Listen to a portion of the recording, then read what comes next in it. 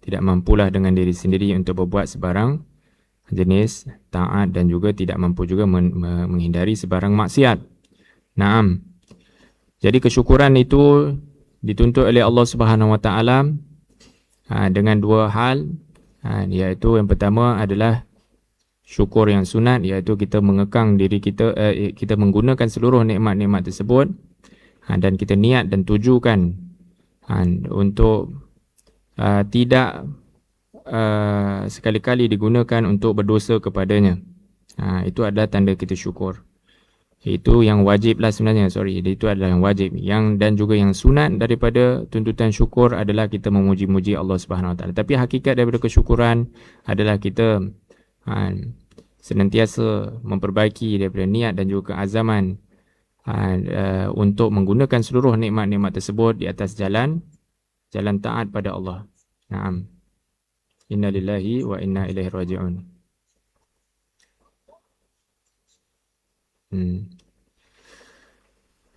Ada pula suara. Tamam. Kita di dalam kesempatan pada minggu kedua hari Sabtu ini, Sabtu minggu kedua, biasanya kita akan berkumpul dan juga kita akan berbincang daripada suatu ilmu yang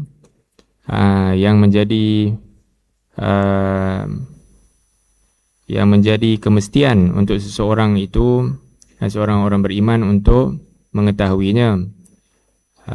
Yang dengan mengetahuinya itu akan memberi kepadanya suatu framework, suatu gambaran tentang kedatangan fitnah di dalam dirinya, bentuk-bentuk fitnah yang menimpa pada dirinya ataupun pada umat ataupun pada keluarganya, kepada anaknya atau kepada isteri ataupun kepada suaminya.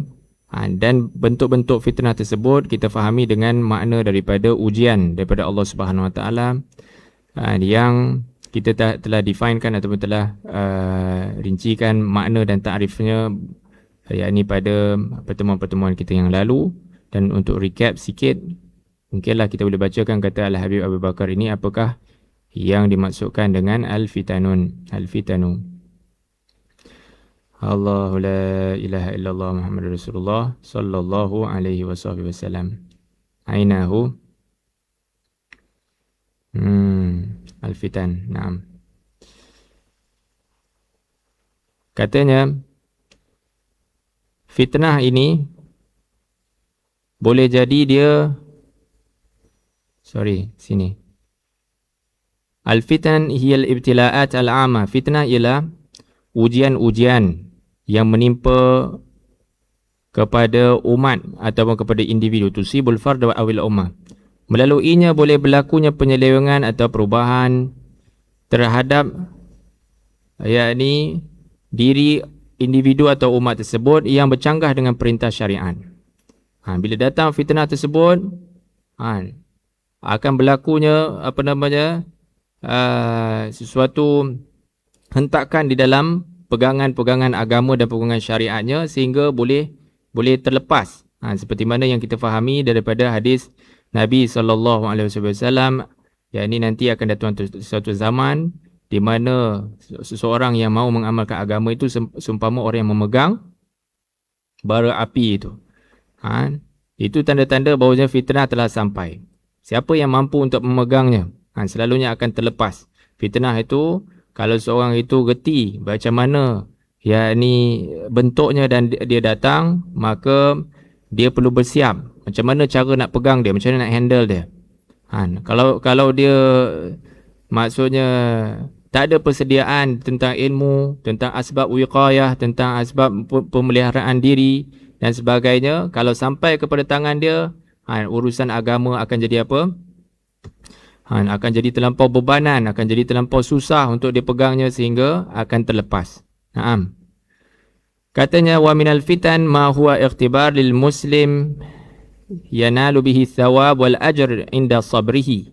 Antara fitnah itu ada yang merupakan ujian bagi seorang muslim yang dengannya dia memperoleh pahala dan ganjaran apabila dia bersabar serta mengharapkan ganjaran daripada Allah Subhanahu Wa Taala wa ihtisabihi lillahi ta'ala.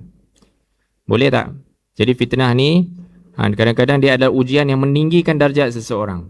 Boleh jadi fitnah itu bila datang dengan kesabaran dan tahu dia macam mana untuk yang ini menghadapinya dan berserta mengharapkan ganjaran daripada Allah Subhanahu Wa Taala.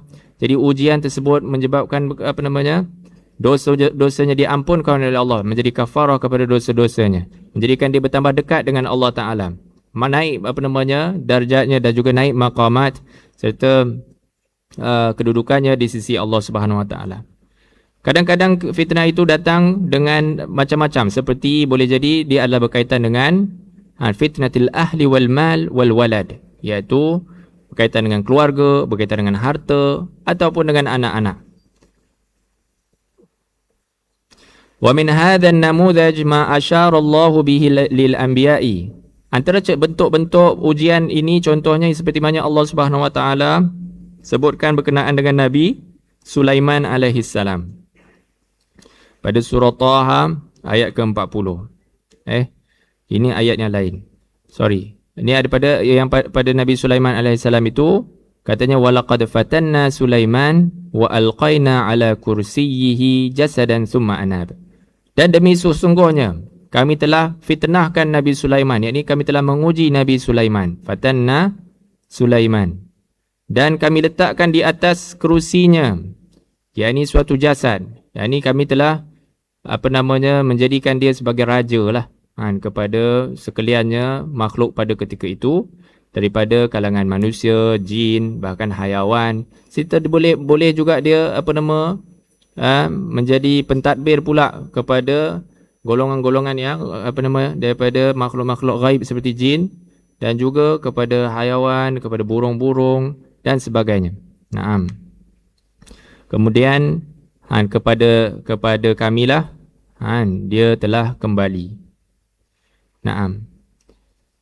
Wa qala ta'ala li sayyidina Musa alaihi salam, begitu juga ada nabi yang terkena fitnah ini juga. Terkena itu dengan makna difitnahkan, yakni diuji oleh Allah Subhanahu Wa Taala dengan firman Allah Subhanahu Wa Taala kepada Nabi Musa alaihi salam, wa fatannaka futunan, dan kami telah mengujimu dengan beberapa ujian. Oleh sebab itu fitnah di dalam mafhum fikih tahawul ini tidak terkhusus kepada bicara manusia yang umumnya. Katanya fitnah tu adalah seseorang itu dia reka cerita, kemudian dia letak dia tuduh orang lain.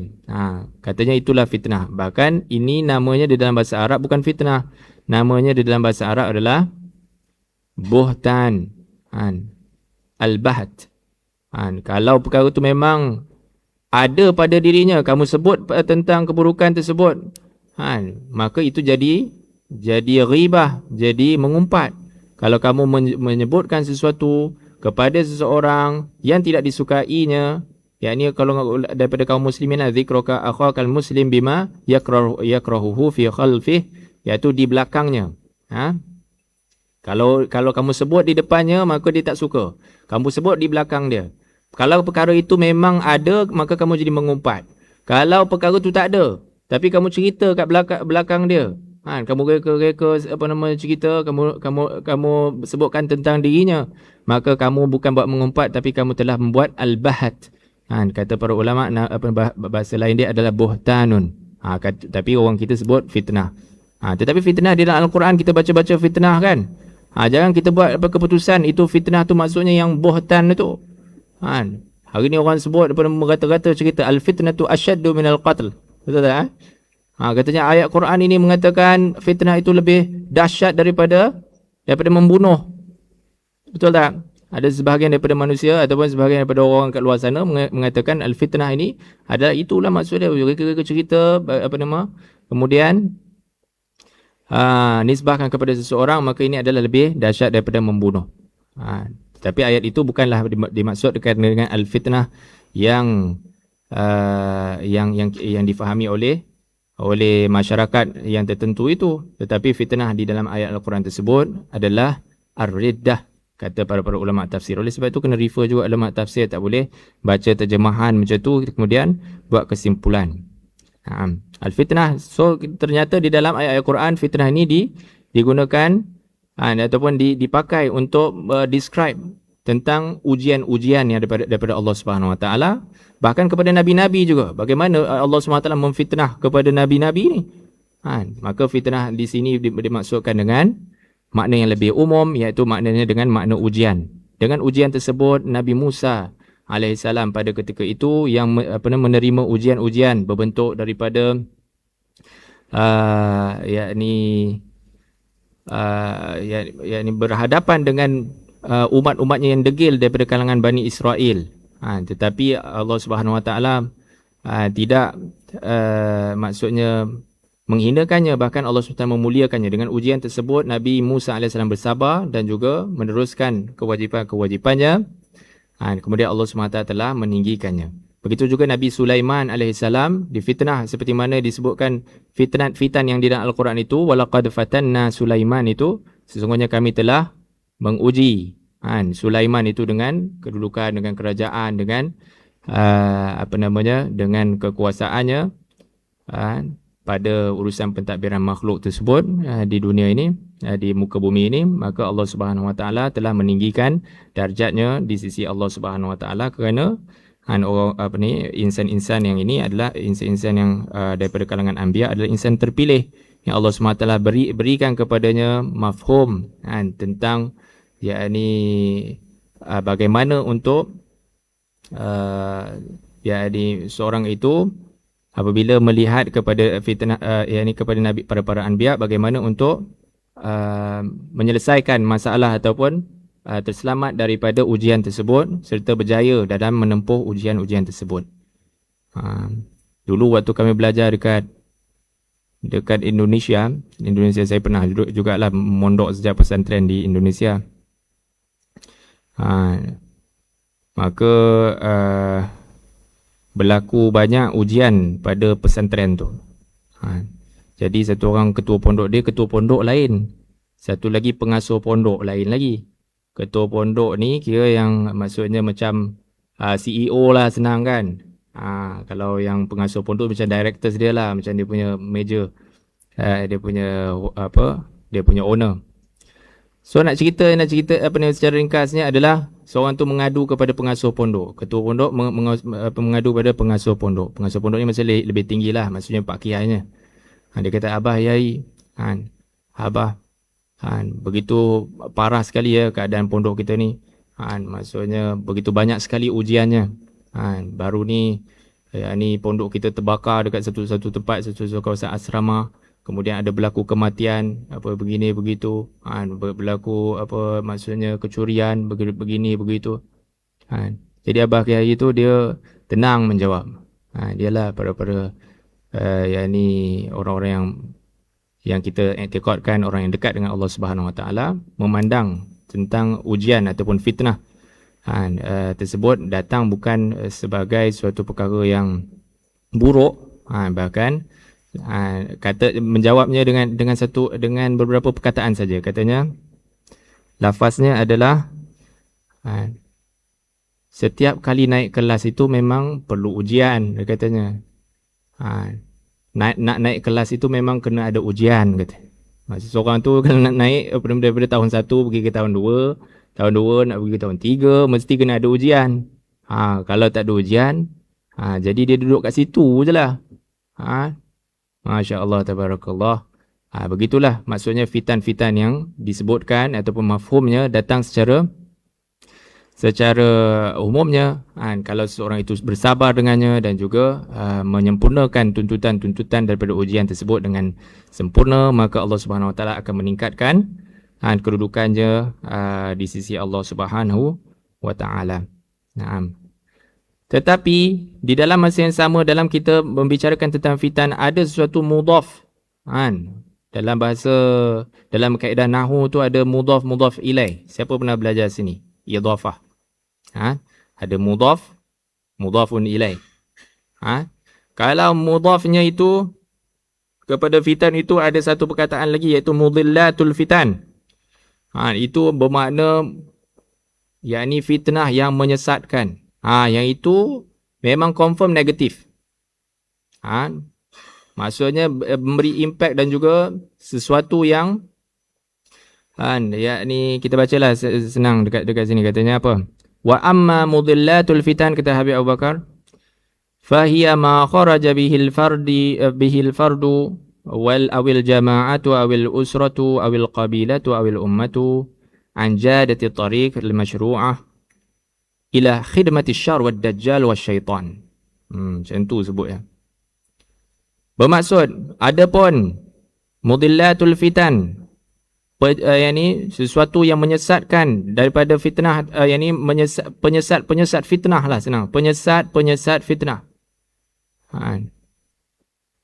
Fitnah yang membawa kepada kesesatan, dalam ibarah yang lain, ialah perkara yang menyebabkan seseorang individu atau sebuah kelompok ataupun boleh menghentam pada dalam kekeluargaan, dalam rumah tangga, ataupun sebuah kabilah, masyarakat, komuniti ataupun umat tertentu yang menyebabkannya keluar daripada jalan yang benar dan disyariatkan. Dia keluar daripada panduan-panduan syarak, dikeluarkan dengan fitnah mudillatul fitan itu, seorang itu terkeluar daripada landasan syarak, kemudian menuju kepada khidmat kejahatan, berkhidmat kepada dajjal dan berkhidmat kepada syaitan. Mudillatul fitan boleh berlaku dalam setiap kelompok, ima dia adalah secara individu, di dalam sebuah syarikat, di dalam sebuah komuniti. Dia tu sebagai berkhidmat kepada kejahatan, atau berkhidmat kepada dajjal, atau berkhidmat kepada syaitan. Perkara-perkara ini nanti insya-Allah akan menyusul dengan framework yang terperinci oleh Sayyidina Habib Abu Bakar hafizahullah rahimahullahu taala anhu. Naam. Semua ini bermakna apa? Bila kita membaca tentang mudillatul fitan dan juga fitan ini, kita belajar supaya kita menjadi orang yang cakna bagaimana untuk menyelamatkan diri. Al-inqadh ma yumkin inqadhuhu. Kita menyelamatkan diri dan menyelamatkan sesiapa yang mampu untuk diselamatkan. Kerana fitnah ni bila datang di akhir zaman, dia umpama umpama banjir. Banjir ni, kalau seorang tu bayangkan diri dia dekat Aceh waktu tsunami tu kan, banjir besar. Jadi waktu tu dia nak fikir apa? Dia kena dah semua benda. Masuk kanan ke kiri ke depan ke belakang ke, dia duduk kat mana pun, dia kena belaka dah. Banjir tu dia maksudnya dia sapu habis. Jadi apa benda nak kena buat? Dia adalah selamatkan apa yang mampu untuk diselamatkan. Dia kalau dia mampu selamatkan diri, dia selamatkan dirilah. Kalau dia mampu selamatkan diri dan juga isterinya, anaknya, keluarganya, dia diselamatkan. Tapi reti ke nak menyelamatkan diri daripada fitnah, daripada banjir fitnah tersebut? Oleh sebab itu kita kena kenal, kalau fitnah tu sudah datang, dia datang daripada arah sini, jadi kamu jangan lari arah dia, kan? Lepas tu kamu nak kena pegang apa? Kamu nak kena prepare apa atas badan kamu? Kamu jangan sibuk untuk fikir pasal apa. Kamu kena duduk dekat mana? Macam mana nak jadi selamat? Allahu la ilaha illallah Muhammadur Rasulullah sallallahu alaihi wasallam.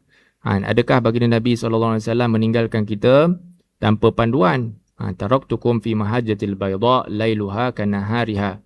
Ini aku tinggalkan kepada kamu semua mahajjatul bayda, iaitu suatu lembaran kehidupan, cara-cara untuk kamu survive, yang sangat terang benderang, sehingga malam pun macam siang, dia kata. Sehingga malam pun boleh jadi macam siang. Lailuha kanahariha. Kerana datang dalam hadis-hadis yang lain bahawasanya fitnah ini datang dalam kaqita'il lail muzliman.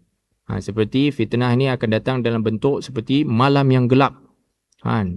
Yang sangat gelap, yang mana orang tak boleh sedar tentang kedatangan fitnah tersebut, sehingga boleh terkeluar daripada imannya dalam dirinya.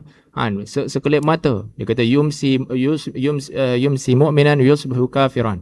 Dia petang-petang dia beriman, nanti siang-siang nanti dia dah jadi kufur pula. Kadang-kadang dia yusbihu mu'minan wa yumsi kafiran. Nanti pada siang-siang dia beriman, nanti petang-petang dah jadi kufur. Yabi'u dinahu bi'aradin minad dunya. Dia akan jualkan agamanya. Dia akan korbankan agamanya untuk kepentingan-kepentingan dunia yang sedikit. Dapat je songlap sikit, dia cocok sikit, Dia letak bawah duit sikit, bawah meja tu sikit kan. Habis dia jualnya harta dan maruahnya. Dia jualkan agama dan maruahnya. Dia jualkan kepercayaan dan amanahnya. La ilaha illallah Muhammadur Rasulullah sallallahu alaihi wasallam. Bukan itulah saja segala yakni makna-makna daripada fitnah tu bila datang, boleh terkeluar dan tercabut iman seorang itu. Fitnah ni kita akan ceritakan. Ada fitnah yang berbentuk wanita, ada fitnah berbentuk harta, ada fitnah berbentuk takhta. Orang sebut abata tu kan Abata apa dia? Bukan abata lain. 3 ta. Takhta, harta dan wanita. Masya Allah, tabarakallah. Tapi bukan tu je, dalam ni ada 13 jenis fitnah. Mungkin kita akan bincangkan apa yang sempat di dalam daripada suatu kesempatan kepada kesempatan yang lain, insya-Allah. Jadi makna daripada perbincangan kita ini supaya kita menyelamatkan diri dan menyelamatkan apa yang boleh diselamatkan daripada yang terdekat daripada kalangan kita, dan kita gerti macam mana nak menyelamatkan. Asbabul wiqayah minha, dan sebab-sebab untuk membentengi diri daripada sampainya fitnah dalam diri kita. Semuanya mesti berbalik kepada ajaran Nabi SAW. Kerana yakni umpama fitnah Dajjal lah biasa orang sebut kan. Fitnah Dajjal, Dajjal ni dia kata hebat lah, power lah, inilah itulah kan. Tapi baginda Nabi SAW, walaupun bimbang, yakni seseorang itu mungkin akan terpengaruh dengan fitnah Dajjal tersebut, tetapi baginda Nabi SAW bagi dah beberapa cara-cara untuk menyelamatkan diri daripada fitnah Dajjal. Antaranya adalah membaca daripada surah Al-Kahfi, membaca daripada doa-doa dalam tahiyat akhir. Di situ ada doa-doa yang baginda Nabi SAW ajarkan. Allahumma inni a'udzubika min adzabil qabr wa adzabin nar wa min fitnatil mahya wal mamat min syarri fitnatil masihid dajjal. Harap-harap semua dah hafal lah di sini dan boleh diamalkan, dan juga senantiasa kita ambil berat untuk mengamalkannya. Tak silap saya lah, tak tahu macam mana dekat surau sebelah ni. Dulu ada sekali tu saya pergi kat surau sebelah. Surau apa nama sebelah ni? Bawah ni. Surau Ridwan ya, Surau Ridwan. Tak tahu ada tak siapa-siapa yang mengenali dia, tapi ada satu 2 orang anak muda lah. Waktu tu saya duduk kat situ sekejap, surau tu. Tengok dia di satu sudut membaca satu buku ni. Dua-dua lah pegang buku tu. Macam bertadarus. Kamu baca apa? Saya tanya. Dia kata saya baca surah Al-Kahfi. 10 ayat awal, 10 ayat akhir. Bila kamu baca? Hari-hari saya baca Ustaz. Kami baca Ustaz. Tak tahu siapa bimbing dia. Entah cikgu dia kat sekolah ke, ataupun bapa dia ke. Tetapi ini satu perkara yang maksudnya doable, dan Alhamdulillah Allah SWT beri taufik dan saya menyaksikannya sendiri. Dia baca, dia kata dia baca hari-hari Ustaz. Kemudian lepas habis baca daripada Alhamdulillahillazi anzala ala abdihil kitab wa lam yaj'al lahu iwaja tu kan. Daripada surah Al-Kahfi ayat 10 ayat yang awal tu, disambung pula 10 ayat yang akhir. Kemudian dia baca doa yang diajarkan oleh Nabi SAW itu. Allahumma inni a'udzubika min fitnatil min adzabil qabr, min adzabin nar, min fitnatil mahya wal mamat, min fitnatil masihid dajjal. Sebenarnya ada sambungan lagi dalam riwayat lain, wa a'udzubika minal ma'sami wal maghrami. Fa'ala kulli hal, katanya hari-hari Ustaz baca, hari-hari baca 2 kali kami baca. 2 kali kami baca. Masya-Allah. Maksudnya umur dia tak silap saya lah kan, dalam mungkin tingkatan 1 macam itulah. Tingkatan 1, 3, 2. Hari-hari tanpa gagal. Hari ni ada orang hafiz Quran. Tapi satu hari pun tak dapat membaca surah Al-Kahfi tu. 10 awal 10 akhir. Entah-entah hari Jumaat pun ada yang sebahagian daripada hafiz Quran pun tak membaca surah Al-Kahfi langsung pun. La haula wala quwwata illa billahil aliyyil azim. Ada orang tu sebahagiannya boleh membaca Al-Quran tetapi tidak mengamalkannya. Dia tak tahu mana dia punya senjata. Tak pakai senjata ada, dah bagi dah. Tinggal nak ambil, nak pakai. Tetapi tak kenal kekuatan senjata, tidak menghargainya, maka ilmu jadilah ilmu tanpa amal. Ilmu tanpa amal ni bagus ke? Ilmu tanpa amal adalah seperti pokok yang tidak berbuah. Seluruh kebun, seluruh ladang pokok saja, buah tak ada. Apa nak buat dengan pokok tu? Tebanglah pakai tanam pokok lain lah ya. Menghabiskan boreh aja kata, ataupun menyebabkan semak aja. Jadi didatangkan apa? Maksudnya mafhum daripadanya adalah kita nak membawa kesedaran untuk beramal dengan ilmu yang kita telah pelajari. La ilaha illallah Muhammadur Rasulullah sallallahu alaihi wasallam. Itu adalah sebahagian daripada layernya, insya-Allah taala, dalam bab asbabul wiqayah min al-fitan tersebut ada disebutkan dalam kitab Al-Iqlid yang juga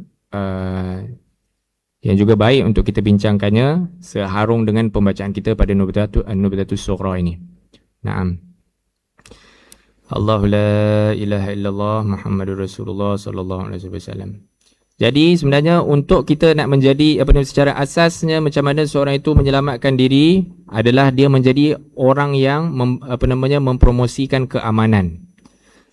Selalu mendamaikan dan juga mengelakkan diri daripada kehangatan fitnah yang mengakibatkan kepada kebencian, permusuhan, pergaduhan, perselisihan. Selalu mencari sisi-sisi yang mendamaikan, sisi-sisi yang mengharmonikan. Bukan selalu nak bawa isu-isu supaya orang jadi lari. Bahkan Nabi SAW larang perkara itu. Yassiru wa la tu'assiru. Kamu pemudahkan urusan-urusan ini, jangan kamu persulitkan. Jangan kamu memanjangkan cerita. Kalau baik lebih baik kalau diam itu lebih baik untukmu, maka kamu milihlah untuk berdiam diri. Jangan menjadi orang yang menyumbang kepada menyemarakkan budaya-budaya berkelahi dan juga pergaduhan. La ilaha illallah Muhammadur Rasulullah sallallahu alaihi wasallam. Okey. Kemudian seseorang itu apabila dia menyelamatkan dirinya, menyelamatkan lisannya daripada mencemuh yang lain dan juga menyelamatkan tangannya daripada pertumpahan darah. Jadi dalam sempena bulan Safar ini, tahu tak ayahanda bonda muslim-muslimat, ada suatu mauqif yang penting untuk orang-orang Islam mengetahuinya, yang dengannya boleh membawa kepada kita satu namuzaj, satu sampel bagaimana orang-orang itu menyelamatkan, orang-orang terdahululah, menyelamatkan diri daripada fitnah dan juga fitnatul mudillah. Iaitu pada bulan Safar ini berlakunya suatu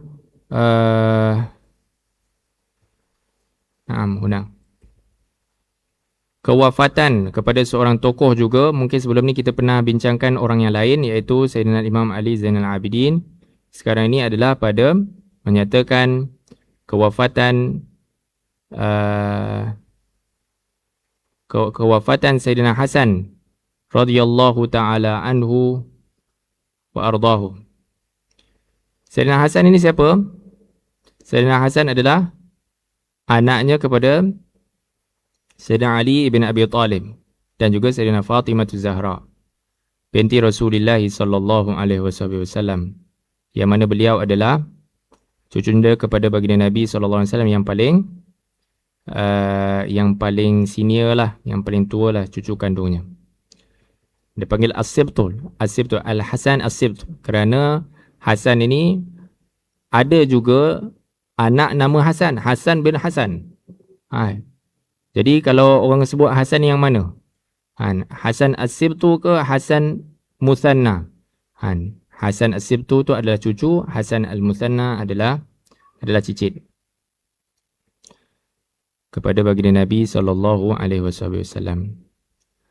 Ada zuriat Al-Hasani lagi. Baru ni di Masjid Negeri Shah Alam kan. Hari Jumaat. Hari ni hari apa? Hari Sabtu. Ayalah semalam. Kan? Ada diadakan suatu majlis yang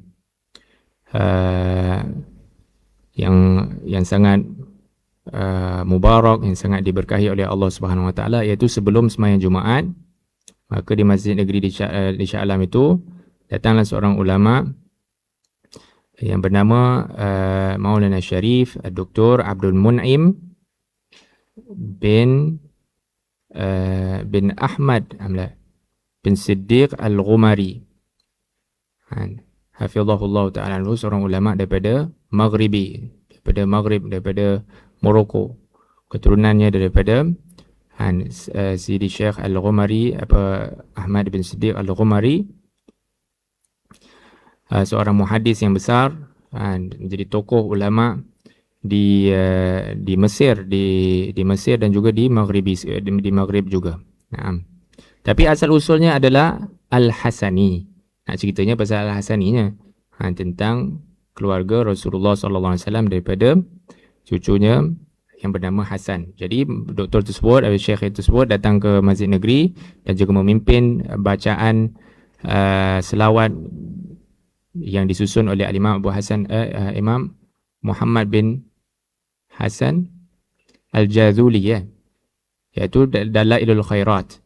Membaca Dalailul Khairat, iaitu himpunan daripada selawat-selawat ke atas baginda Nabi Muhammad sallallahu alaihi wasallam, yang menjadi amalan yakni orang-orang yang suka dan memperbanyakkan selawat ke atas Nabi sallallahu alaihi wasallam, yakni daripada sekian lama dulu. Tak silap saya lah, dah lebih daripada 700 tahun ataupun 600 tahun dah kitab selawat yang berkat ni, selawat Dalailul Khairat itu diamalkan di merata-rata dunia ini.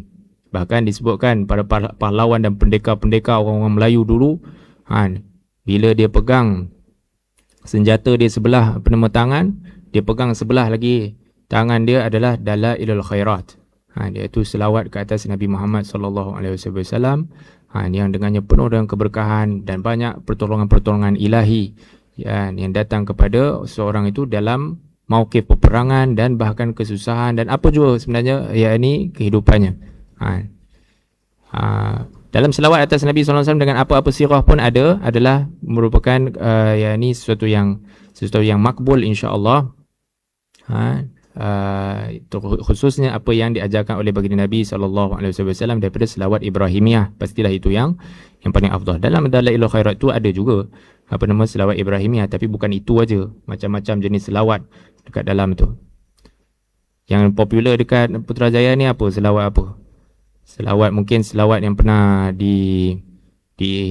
dipopularkan di sini adalah, antaranya adalah selawat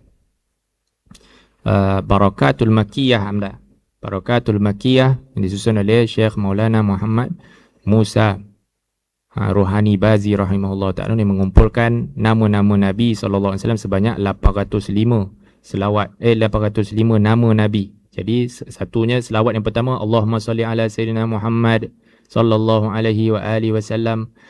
Yang kedua, Allahumma salli ala Sayyidina Ahmad sallallahu alaihi wa alihi wasallam. Contoh macam tu. Sampailah habis 805. Jadi setiap satu-satu selawat tu berbeza pada nama.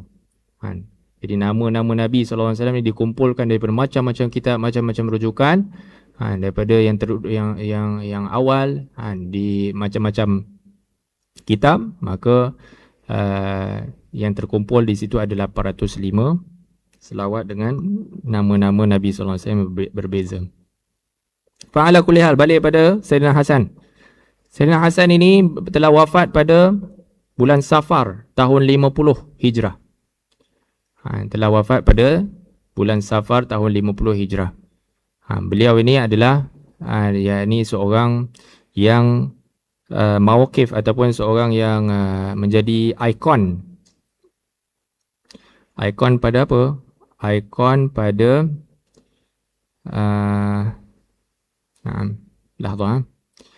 ikon pada manhaj Namatul Awsat. Apa tu pula Ustaz?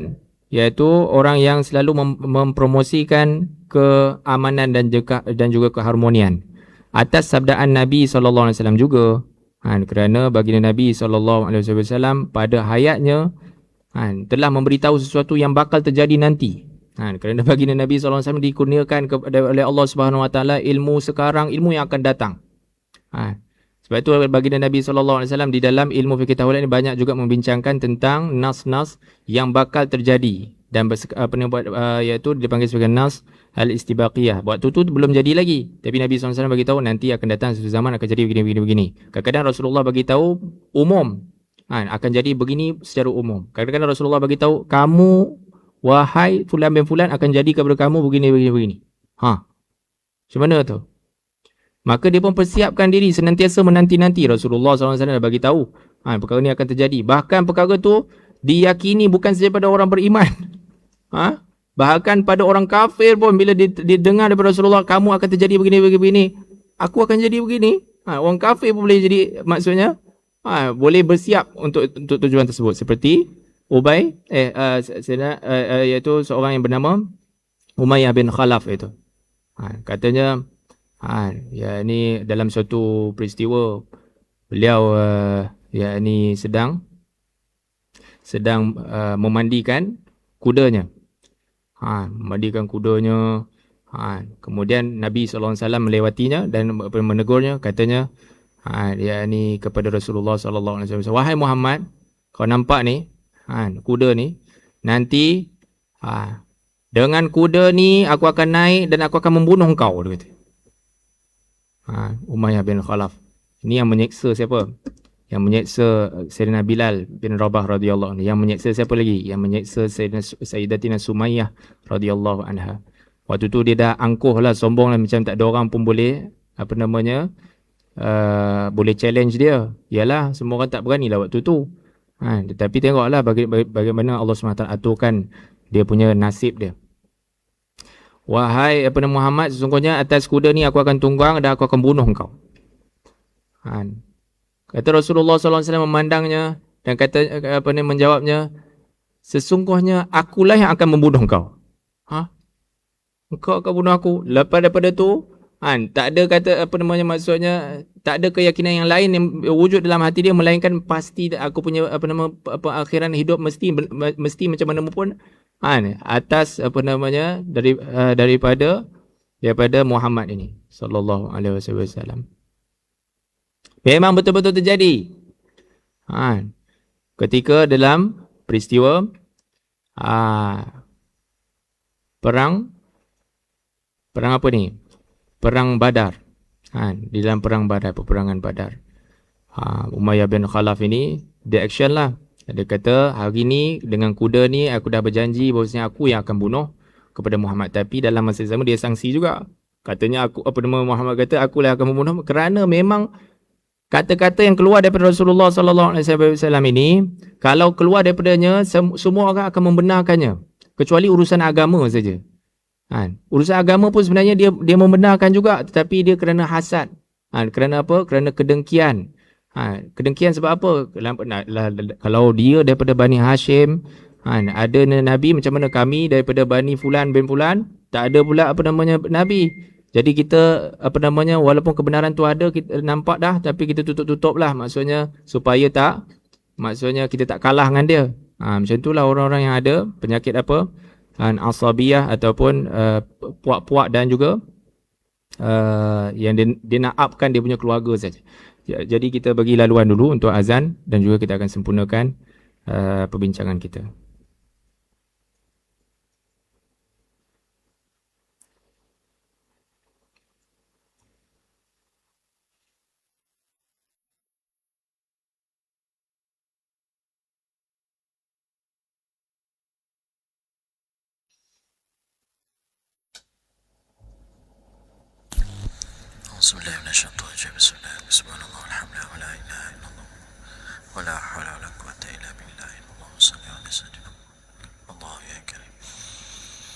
الله أكبر الله أكبر الله أكبر الله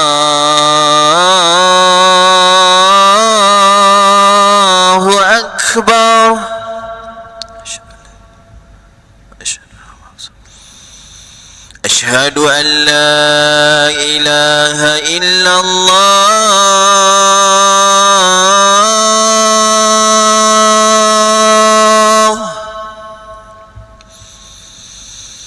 أشهد أن لا إله إلا الله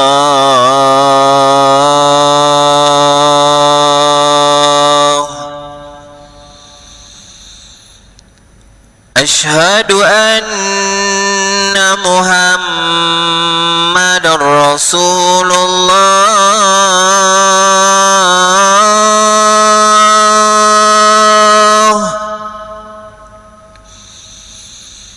أشهد أن محمد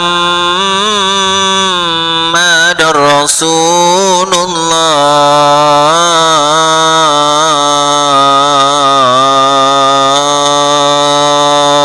الله حي على الصلاة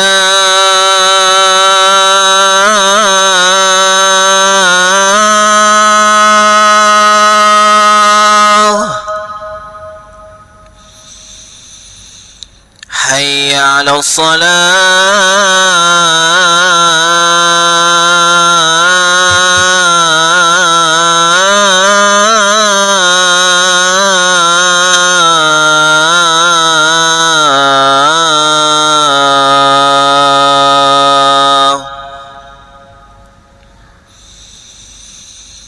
حي على الفلاح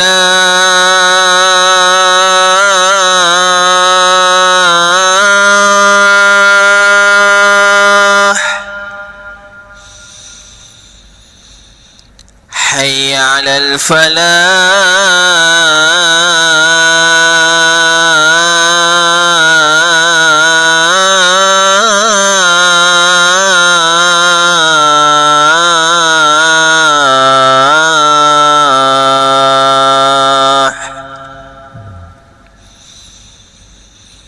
الله أكبر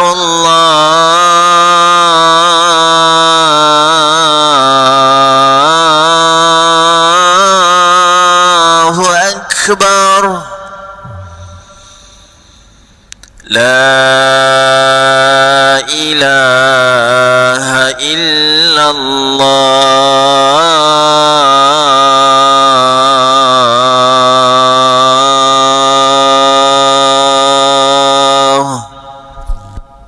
لا إله إلا الله محمد صلى الله عليه وسلم اللهم رب هذه الدعوة التامة والصلاة القيمة آتي سيدنا محمد النصيحة الفضيلة والشرف ودرجة العلية الرفيعة وبعث مقام محمود الذي وعدت إنك لا تخلف الميعاد يا أرحم الراحمين رب اغفر لي ولوالدي رب اغفر لي ولوالدي رب اغفر لي ولوالدي رب اغفر لي ولوالدي رب اغفر لي ولوالدي وارحمهما كما ربياني صغيرا اللهم إني نسألك العفو والعافية والمعافاة الدائمة في الدين والدنيا والآخرة صلى الله على سيدنا محمد وعلى آله وصحبه وسلم الحمد لله رب العالمين.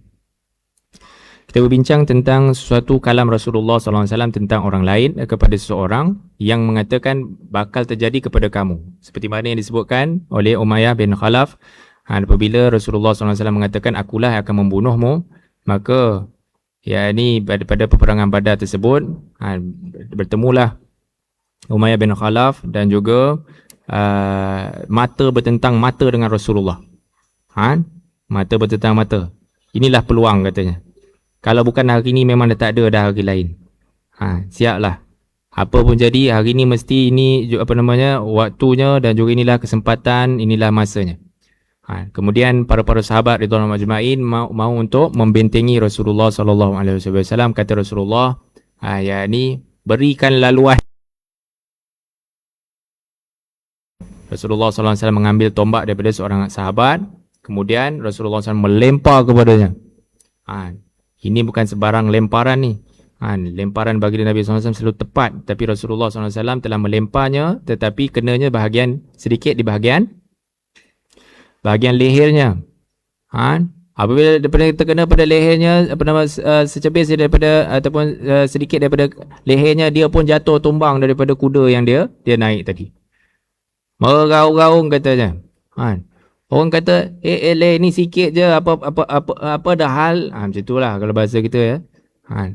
Elok sikit je kena. Orang lain apa macam-macam lagi bercalah balak. Engkau kena sikit je, bukan main lagi kau punya ni ya. Kau punya meraung ni. Katakan dalam riwayat tu seperti thaur, seperti lembu yang yang ganas sedang meraung kata. La ilaha illallah Muhammadur Rasulullah SAW. Katanya, engkau tahu tak siapa yang telah membalingku dengan tombak ini, yang sehingga terhiris pada bahagian ini? Dia adalah Muhammad.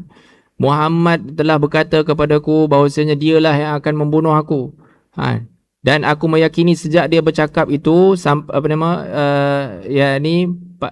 pastilah kematian aku adalah di tangannya. Walaupun dengan cara dia meludah aku pun, aku yakin mesti aku mati juga. Kalau dia ludah sekalipun, aku bakal mati juga. Subhanallah. Itu tahap keyakinan orang. Dia ni apabila mendengar daripada Rasulullah SAW suatu berita yang bakal terjadi pada dirinya, walaupun terhadap kematian dirinya. La ilaha illallah Muhammadur Rasulullah SAW. Beliau kembali ke arah Mekah untuk melarikan diri, kemudian mati di dalam kesakitan tersebut. Disebutkan sebenarnya Rasulullah SAW di dalam peperangan tidak membunuh walaupun satu orang melainkan dia. Rasulullah SAW dalam segala peperangan yang kita dengar, 70 orang meninggal di dalam perang Badar, di dalam perang Uhud, sekian-sekiannya orang, banyaknya syuhada mati syahid dan sebagainya.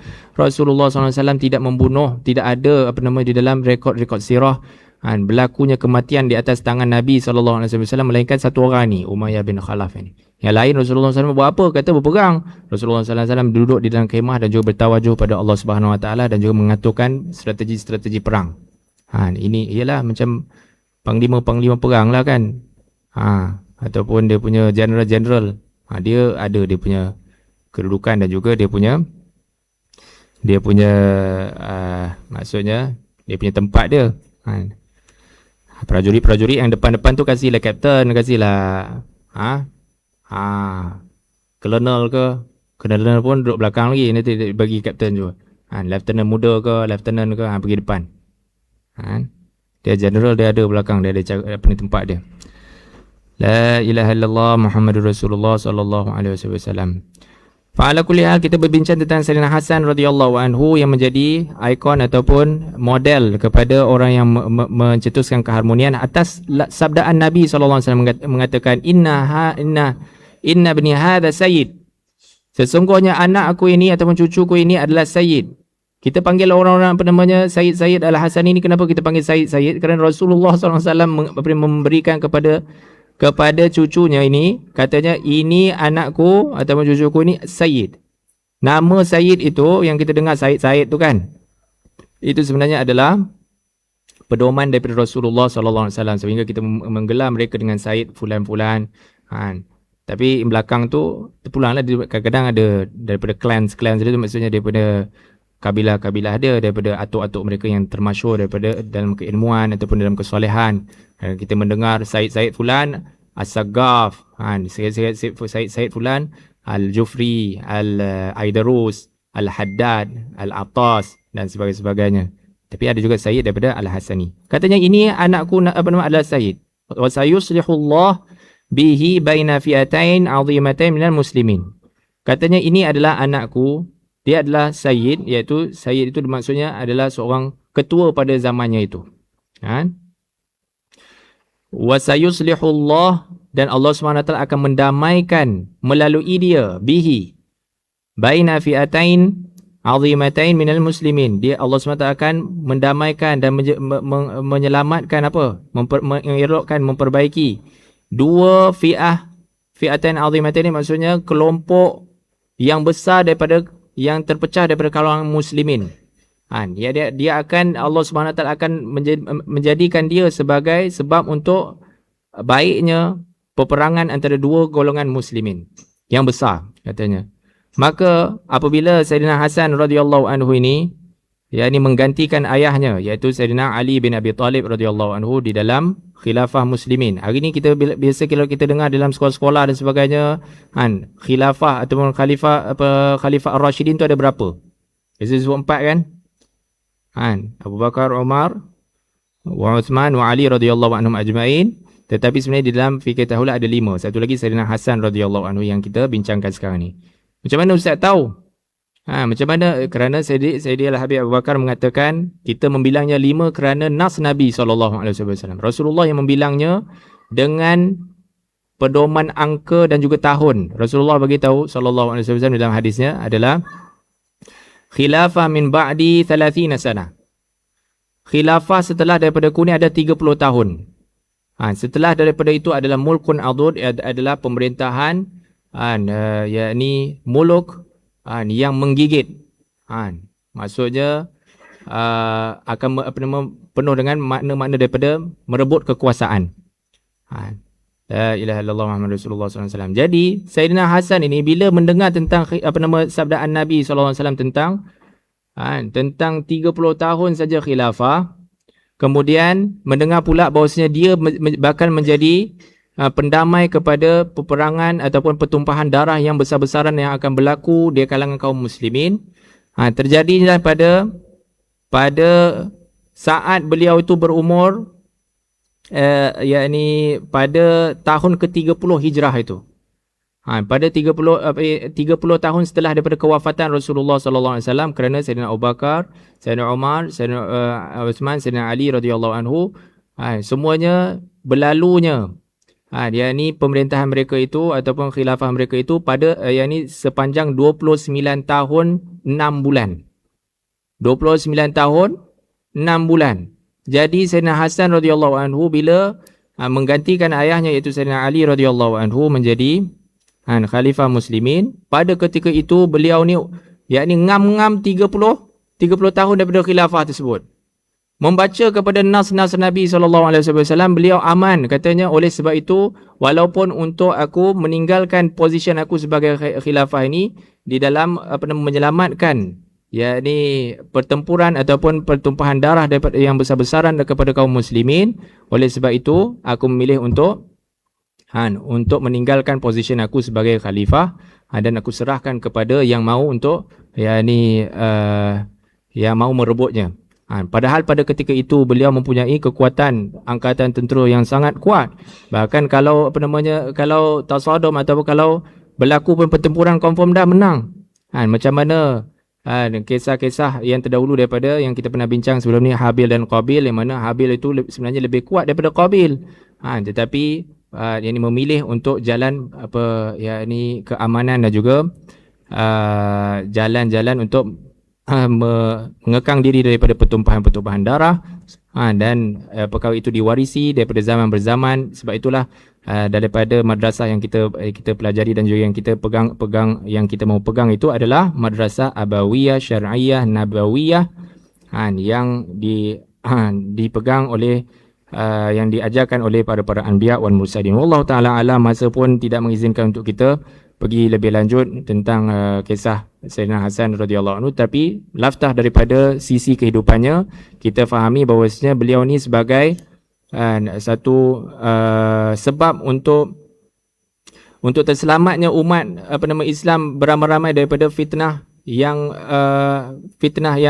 melanda pada ketika itu, sehingga beliau meninggalkan khilafah pemerintahan yang berkaitan dengan yakni kerajaan, berpindah kepada khilafah ilmu dan adab. Beliau meneruskan perjuangan yakni yang diajarkan oleh ayahnya dan juga atuknya berkaitan dengan ilmu dan adab, sehingga ini diwarisi oleh yakni daripada sudut khilafah yang berkekalan sehingga pada sekarang ini, iaitu khilafah ilmu dan adab, yang mana insya-Allah kita akan bincangkan pada bab yang bernama Mafhum al-Khulafa ar-Rashidin fi fiqh tahawulat. Kefahaman tentang Khulafa ar-Rashidin itu tidak terhenti kepada yakni 30 tahun itu saja, kerana Khulafa ar-Rashidin ini dipegang oleh Nabi SAW sampai hari kiamat. Jadi Khulafa ar-Rashidin ini sebenarnya ada makna-makna yang boleh diperbaharui, yang kita akan bincangkan pada waktu yang lain. Wallahu taala a'lam wa ahkam. Kita tutup majlis kita dan juga kita tangguhkan dengan tasbih kafarah dan suratul asr. Subhanakallahumma wa bihamdika asyhadu an la ilaha illa anta astaghfiruka wa atubu ilaik. Bismillahirrahmanirrahim. Wal 'asri innal insana lafi khusr illa alladhina amanu wa 'amilus solihat wa tawassaw bil haqqi wa tawassaw bis sabr walhamdulillahirabbil alamin.